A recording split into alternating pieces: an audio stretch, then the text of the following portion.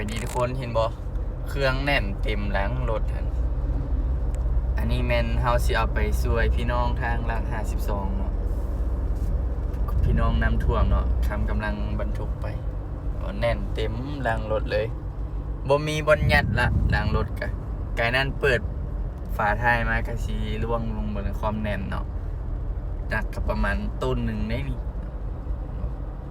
ล้นมาฮอดบอลนั่งแต่ว่าเอามาหลายบ่ได้เพราะว่าย่านมีคนนั่งเนาะนำตอนนี้เรากำลังไปทุกคนเนาะให้ไหมเราถ่ายในเด้อพี่น้องทางหลัก52เนาะกำลังไปเอาเครื่องไปช่วยเนาะช่วยได้เท่าที่เขาช่วยแล้วเนาะคนลาวคือกันเนาะตอนนี้เรากำลังไปช่วยเด้อไหมเดี๋ยวไปฮอดละคำจะอัปเดตให้ทุกคนได้เบิ่ง